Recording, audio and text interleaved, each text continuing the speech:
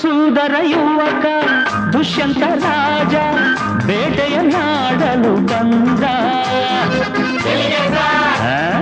ಕಾಡ್ಗೆ sir ಬೇಟೆಯ ಮರೆತು ಕಾಡಿನ ಸೊಗಸು ನೋಡುತ್ತ ಸವಿಯುತ್ತ ನಿಂದ.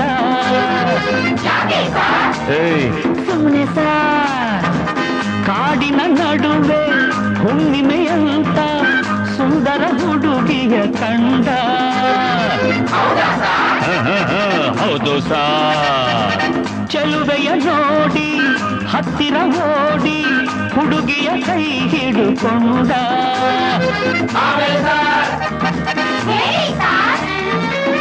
ಹತ್ತಿರ ಕರೆಯುತ್ತ ತೋಳಿಂದ ಬಳಸುತ್ತ ಕಣ್ಣನ್ನೇ ನೋಡುತ್ತ ಪ್ರೀತಿಯ ಮಾಡುತ್ತ ಯಾರೇ ನೀನು ಚೆಲುವೆ ಅಂದ.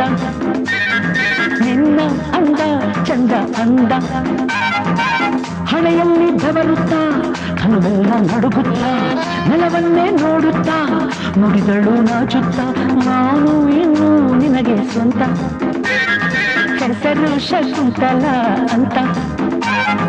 ಬಂದ್ರು ಸಾರ್ ಬಂದ್ರು ಸಾರ್ ಶಕುಂತಲ ಬಂದ್ರು ಸಾರ್.